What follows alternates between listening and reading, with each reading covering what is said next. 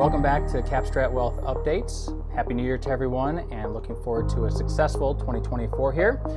And we're looking forward to continuing these conversations. On a monthly basis, we're going to be providing CAP STRAT Wealth Updates. So if you have any topics that you would like from a wealth planning standpoint addressed, always reach out to us. We're happy to address one-on-one, or we're happy to bring into these type of conversations. So we got a great agenda to share with you here today. As we turn the calendar year here into 2024, there's going to be some updates we'll share relative to some savings opportunities within various types of plans. And then we're going to focus the conversation on long-term care planning. This is a topic that's not addressed enough, but a high probability of individuals and families will experience this. So we want to make sure that you understand the framework to think about. And it's something that we're going to be discussing further here with our clients and more proactively in 2024. So Molly, why don't you hit on a few contribution updates? Yeah, so with the start of the new year, that brings increased contribution limits. Wanted to mention a few here today. So 401k and 403b is now at $23,000. That's increased $500. And the catch-up contribution remains the same. For IRAs and Roth IRAs, that contribution has increased to $7,000, with the catch-up contribution remaining the same at $1,000. Yeah, and just a quick update on the catch-up contribution. Yeah. The magical age is 50. Yes. And if you're reaching that magical age this year, keep in mind you have all calendar year to make that contribution. Use the example, if you turn age 50 in December of 2024, you don't have to wait until then. You can start that catch-up contribution today. Well, and then even looking at health savings accounts, that limit has increased for both individuals and families. The individual limit has increased to $4,150, and families is now $8,350. If you're over the age of 55, you're eligible for a catch-up contribution into your HSA. This is $1,000 for not just you, but also your spouse if you are contributing. So just want to make sure you're aware of that. Also, flexible spending accounts have increased to $3,200. With annual gifting limits, that's increased by $1,000. It's up to $18,000 per person.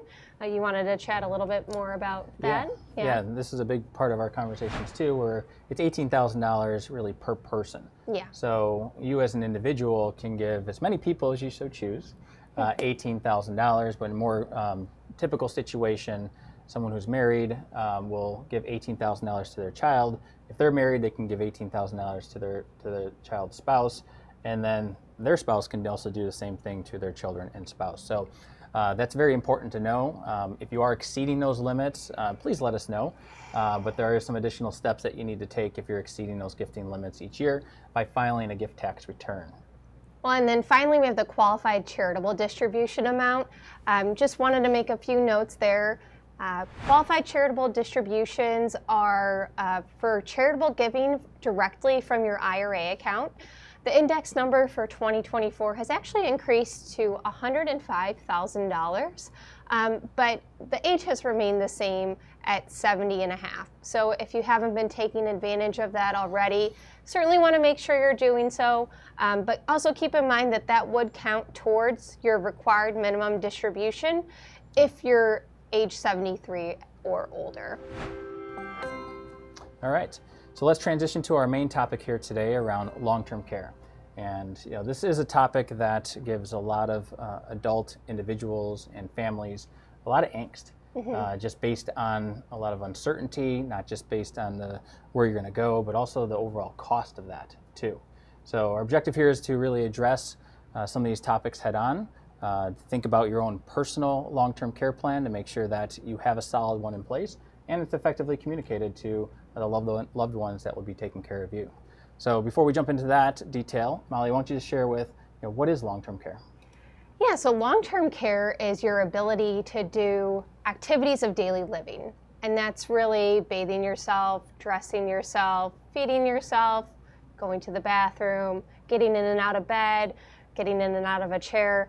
So once you're not able to do those activities on your own, that's really triggering the long-term care event. So when we look at the broad population that this impacts, well, it's quite a staggering number. It's 70% of adults over age 65 will be impacted as having a long-term care event. So as we think about that plan, what we encourage you to think about is your own personal plan, and do you really have one in place today? Yeah. Because as we look at a lot of the documentation from an estate planning standpoint, it will at least help identify someone out there today to help take care of you from the aspects of making decisions from a healthcare standpoint, but it's really not going to direct exactly what you want. So that's what we're here to talk about in this section. It really comes down to, where do you want to be cared for? Yeah. Would you like to stay at home and have in-home care? Or are you comfortable going to an assisted living or retirement community? There's a whole scale of services available, but really identifying where you want that care to take place, I think, is a good point to start the conversation. The type of home care, but also if you're okay going to a facility, there's a wide range of facilities that you can go to. Right. At a wide range of costs too. Yeah. So even what we encourage is go out there and visit these facilities to understand what the care looks like, what the facilities look like, and do that while you're still able to make sure that you're making a clear decision there too. The other thing that I think about is who do you want to care for you? If you have your healthcare power of attorney, again, that will identify who is going to make those decisions on your behalf. But even with the healthcare power of attorney, we always recommend make sure you tell that person, that they are named in that document, to make sure they're comfortable with that. But then if you're going to stay at home and you're having someone come in and help facilitate, is that same person going to be there to help you? So it's important to have those conversations and identify the people who are going to help, facilitate even at home care on your behalf, if that's the case. What else? Well, I think even just considering the level of care that you need, there's so many different opportunities to receive the care that you need, but making sure that you're positioned to receive, whether it's skilled nursing or memory care, or even just other services that may fall under the range of assisted living, like being positioned to receive those services and fulfill your care needs is another piece of the equation that maybe as you're starting to think about, okay, what would my plan be? You don't really know what those needs are going to be necessarily down the road. So having a plan that really encompasses a broad approach to make sure that you get that care you need, I think is another thing to really consider working through this. There's a lot of creative ways to think about that, and I think the message there is having that conversation and thinking through that of what you want is very critical there. Okay. Definitely. The last consideration, really looking at the long-term care plan, is cost, of course, which seems like that comes down to everything, but tell us a little bit more about that, Neil. Yeah, and it creates a lot of anxiety for clients and folks that we talk to, and having a plan around if an event of like this arises, how are you going to pay for it, and what's the probability of it significantly impacting my wealth. So depending on the facility that you're going into, you can expect to pay somewhere between $60,000 to even $120,000 a year. That's why we think it's important to go out and visit these places to understand the scope of services, the quality of care, and also the potential transitioning into other needs of services within one place is important to understand there. A few ways to fund that, in a very common conversation, is just thinking about long-term care insurance. We get questions on these type of policies all the time, whether clients are seeking new ones, or they're considering new ones, or even looking at existing ones they have in place. There's been an evolution over the last, I would say, 10 years of insurance policies that are related to long-term care. And one of the more traditional ones is a traditional long-term care policy, where you're making a payment directly to an insurance company for a return of specific long-term care needs. Those have actually become less popular because the cost of these type of policies have gone up dramatically. And to obtain a new one, you would expect as a single person to pay somewhere between even $3,000 to $6,000. Or if you're going in as a couple, that can be anywhere between $6,000 to even $12,000 because there's a full underwriting of insurance. It's just based on your current age today, your health today, and also family history as well. So a lot of things to consider there if you're seeking a traditional policy, because at the end of the day, if you don't use it, you lose it.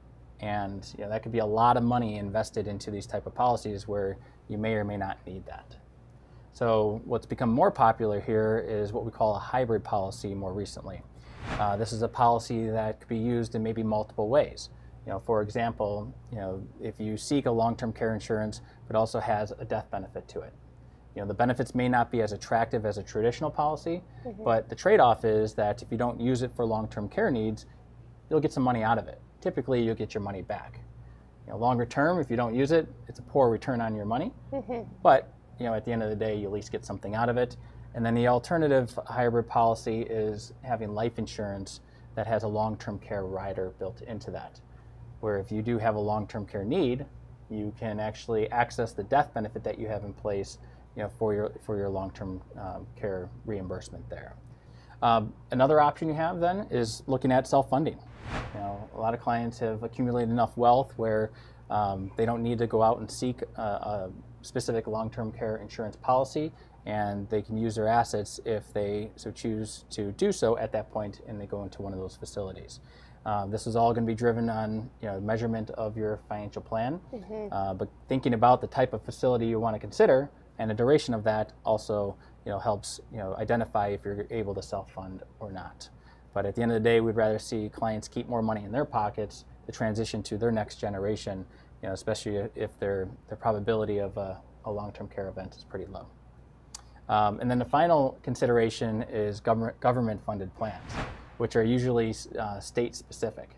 And this is why we encourage you to go out and visit these facilities that might be Medicaid eligible.